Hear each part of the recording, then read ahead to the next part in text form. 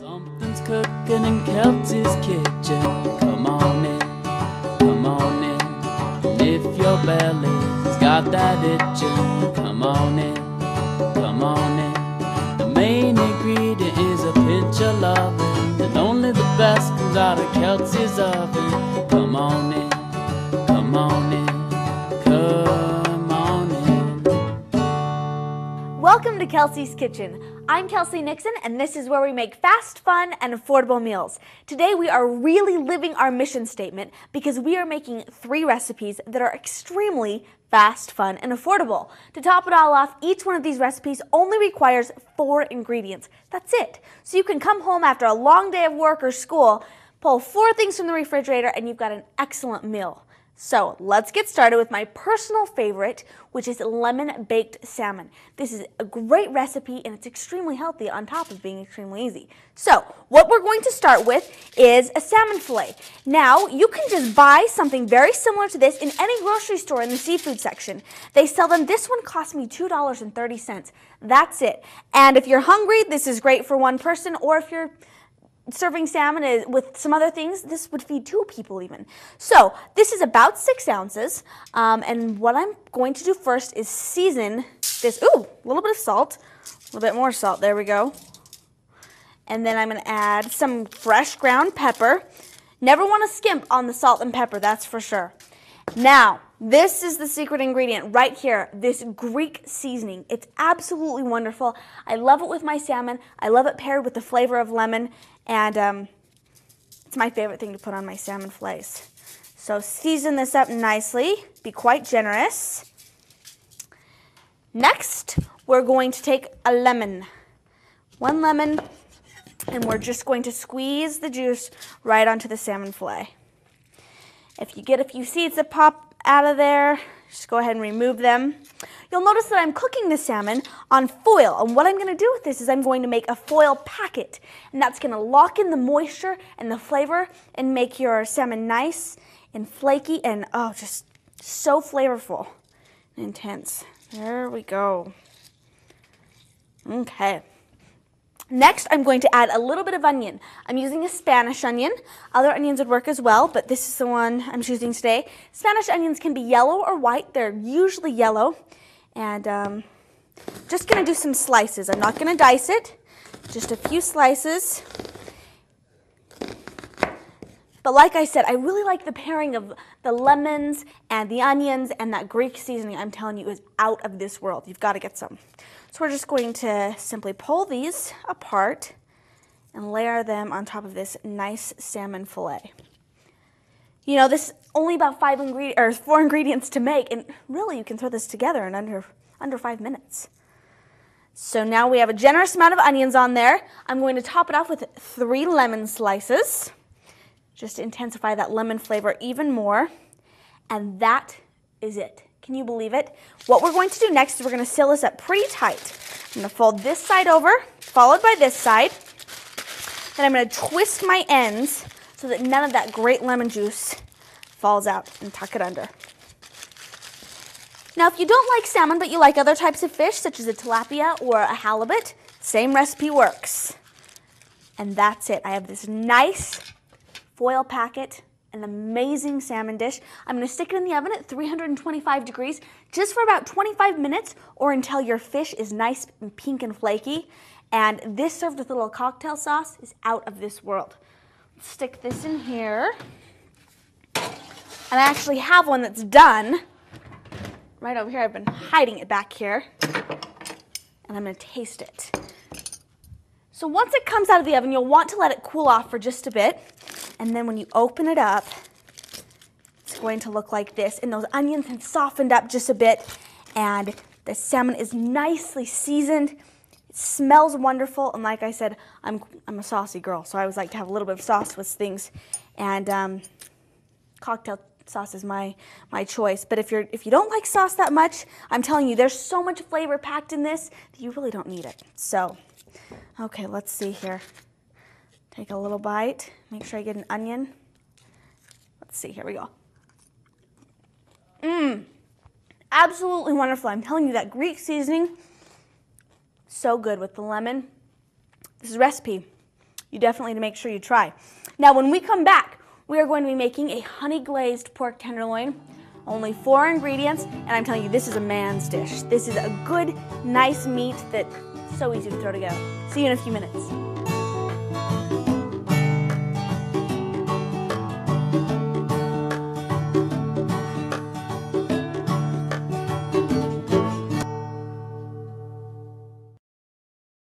You can learn English by watching Hello Channel.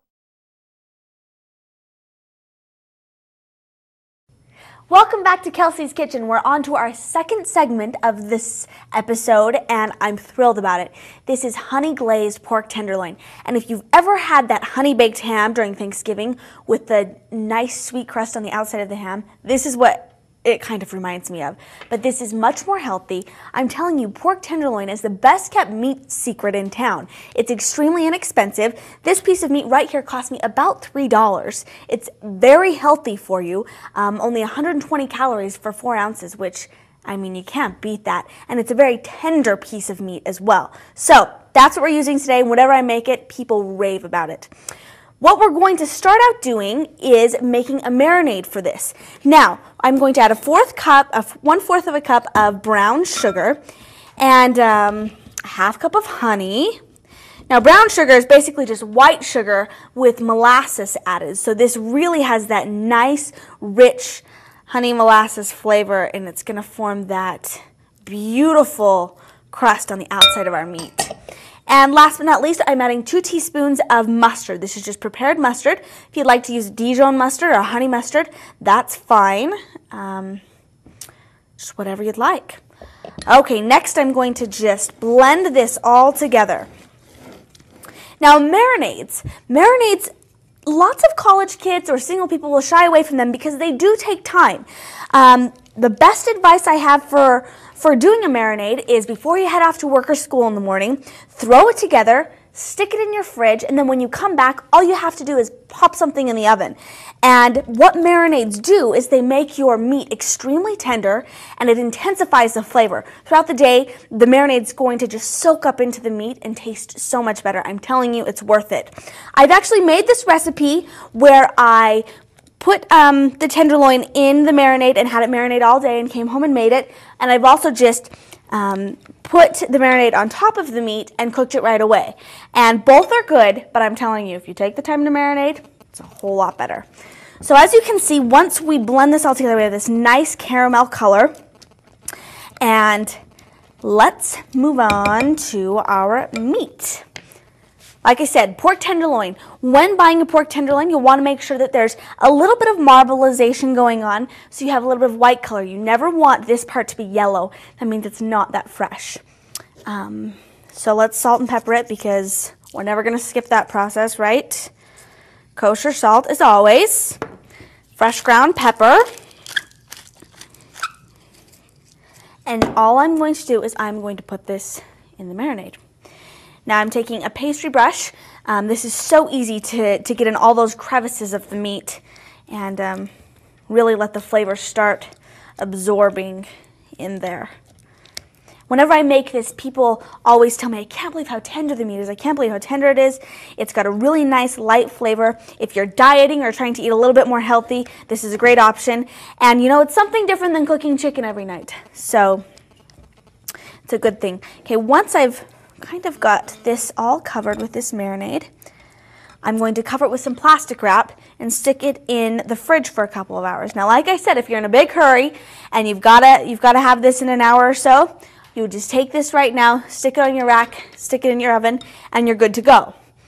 But I really recommend the marinating process. A little bit of plastic wrap over the top. And how long does that take you to throw together in the morning? Hardly any time at all. And I bet most of you have brown sugar, honey, and mustard in your cupboards as we speak. So this is going to go in the fridge. Now I have this one right here that's been marinating all day. And as you can see, the marinade's a little bit, it's a little bit liquefied. It's not as thick as it was before, and it's because a lot of that has been absorbed into this beautiful piece of meat. Okie doke. Now what I like to do is I like to put it on something that's a little bit raised. I use this simple rack. It's extremely easy. If you don't have one of these, go ahead and just put it in a 9 by 13 dish like this and you should be fine. Hands are going to get a little bit dirty, and when you're working with raw meat, you always want to make sure that you'll wash your hands immediately after or before you touch anything. But already you can see the change in color in this tenderloin. The color is a little bit more rich, and I'm telling you, this is absolutely fabulous. That's all we're going to do. I'm going to just wipe my hands off here. This is going to go in the oven, 375 degrees, for about an hour, but you'll want to watch it. And when you know it's done, you can buy a meat thermometer like this. This cost me maybe $2 at a grocery store, so I recommend getting one of these. And after an hour, you'll want to stick it in the thickest part of the meat, and it should read 160 degrees. Somewhere between 160 and 175, that's good. If it's below 140, you definitely need to keep cooking it. It's not ready, but 160 is ideal. And stick this in there. And like I said before, this is such a man food. Boys love this. There we go. That's it. When it comes out, I like to slice it really thin on an angle against the grain in nice medallions. This is great served with asparagus, maybe some new potatoes with a little bit of rosemary flavoring. And if you're going to serve it with a sauce, I recommend using a spicy, tangy sauce, maybe like an A1 or a barbecue sauce. I'm going to stick this in the fridge so that I can have a great dinner tonight. And when we come back, I'm going to make lime chicken. Does that not just sound divine? It's so easy. You make it all on the stove top. This literally is done in 5 or 6 minutes with only 4 ingredients. See you in a few.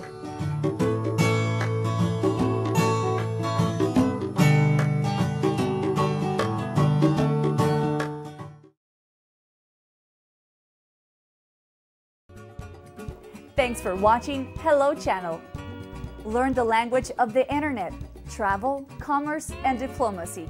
Watch Hello Channel and learn English. Do it for yourself.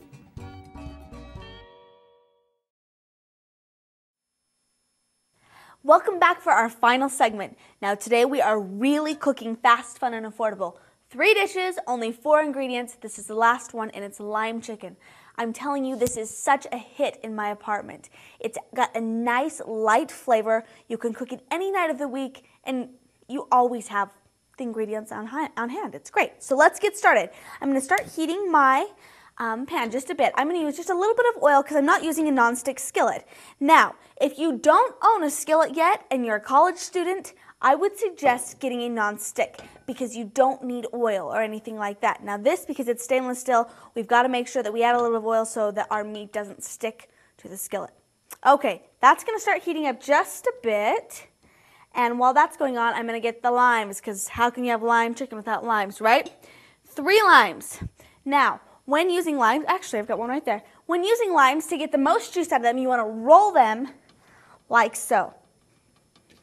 Especially when they're not great limes. Right now is not the perfect season for limes. It'll start about May, but definitely will still work. I love the flavor of lime. It's nice, it's refreshing, it's a little bit tangy. Let me tell you, we're using them today, 3 of them. Roll this one just a bit. Okay, we're going to cut it in half and just start squeezing right into our skillet with our oil. Now, if you're not getting that much juice out of your lime, one thing you can do is you can take tongs and squeeze the lime, and you'll get a little bit more juice out of there. It's a little bit easier. Okie doke. Keep squeezing. That's for sure. There's a couple of different kinds of limes. These are key limes, which are a little bit smaller. They come from Florida. And actually in other countries, you can only get key limes at nice gourmet markets.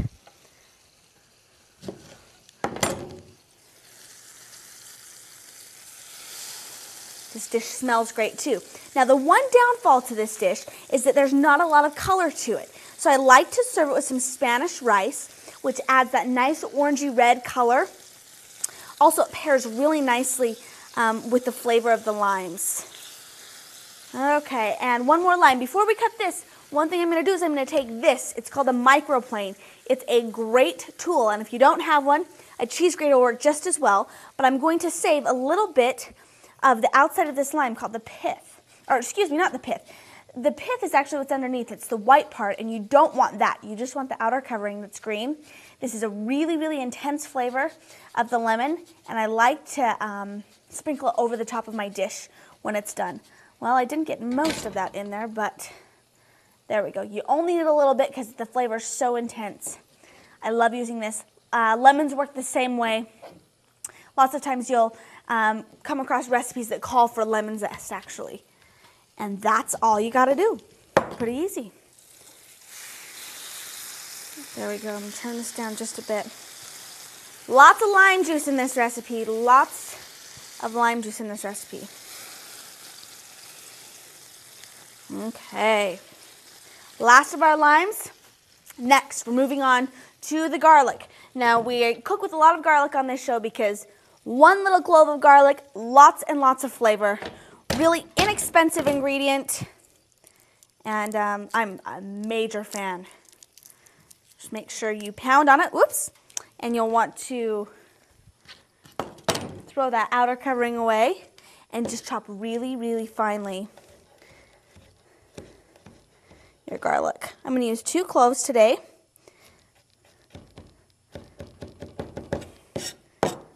There, and then this same thing, just smack down, and that shell's going to come right off.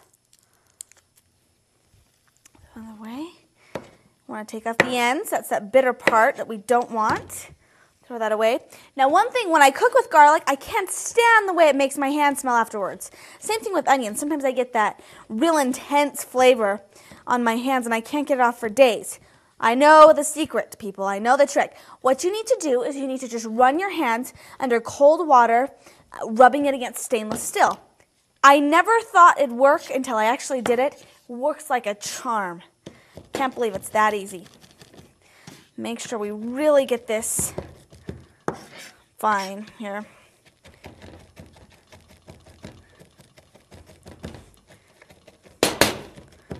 Okay. And then this is going in our skillet. It's going to taste great. Okay, now that we've got that going, turn the heat up just a bit onto the chicken. Now, I'm going to cut this in some long strips. And one tip to do before that is to freeze your chicken for just a bit. I stuck this in the freezer for about an hour, and it's going to make it a lot easier to cut. And all I want to do is cut strips on a diagonal so that my chicken is all uniform.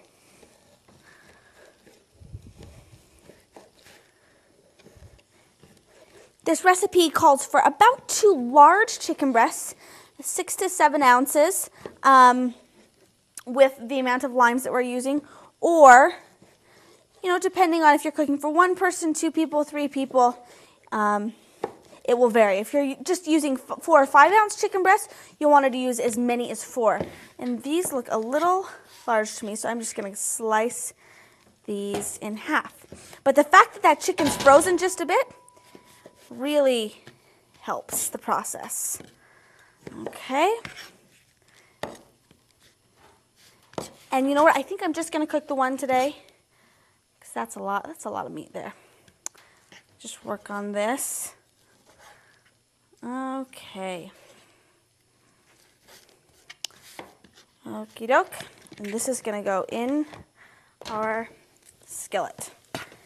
Now you'll notice that with the chicken, I cut the chicken on the same cutting board as the other things, but I made sure to cut those first so that I wasn't going to run the risk of cross-contamination at all.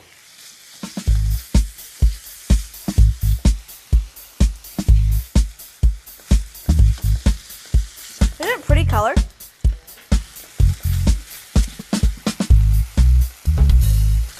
Great, now that our chicken is about 90% done, we are going to add mushrooms. This is about 2 cups of sliced mushrooms. And you don't want to add them until your chicken is about 90% cooked, because mushrooms just absorb liquid like crazy. So they just take a few seconds to really cook. Now, it also depends on how you like your mushrooms. If you like them with a little bit more texture and shape, then you don't want to cook them as long, obviously. But I love the mushrooms paired with the the lime and the garlic. Great flavor combination. Also, you'll notice that how beautiful the color of this chicken is. It's a nice caramelized brown. Tastes wonderful. We got food going everywhere here. But you'll notice that my pan is extremely full, but that's because these mushrooms are really going to shrink down. As soon as they absorb that moisture, they're going to take up half as much space as they're taking right now. Music-y. You guys gotta make this. This is so good. Work.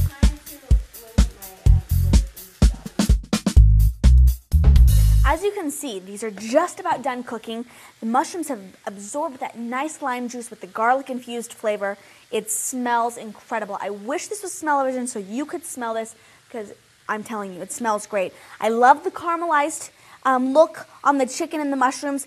Like I said, you notice that the mushrooms and the chicken are the same color, and so you really want to have that contrasting Spanish rice to make it more appealing on the plate, and we're also going to top it with some lime, some little lime twists. So now that this is done, I'm going to turn this off, and I've got my plate here of Spanish rice, and it's so easy to buy these rice sides in the store. I mean, you can do that, or you can actually make a nice Spanish rice from scratch, but if you're anything like me, sometimes you're pressed for time and you just need to buy the quick stuff.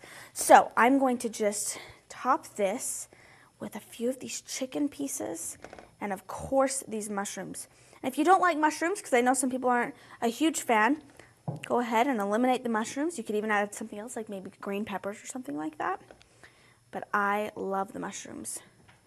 Oh my goodness, so good. I'm trying to stack it in the middle here. Maybe just get a few more mushrooms right on top there. And then I'm going to take a lime. Now what I did is I just took some lime slices, sliced them thin, cut out a little triangle, and I'm going to twist it right on top. Doesn't look too bad, does it? For only 4 ingredients, just 5 or 6 minutes, that's all it takes. You've got this wonderful chicken that's infused with lime and garlic flavors over this nice Spanish rice. I'm telling you, this is a great dish, along with our honey glazed pork tenderloin and our wonderful lemon baked salmon. I hope that you have gotten an idea from one of these recipes and that you've got 4 ingredients to throw together a great main dish at the end of the day. Log into www.kelseykitchen.com for more fast, fun, and affordable recipes, and we'll see you next time. Thanks for watching.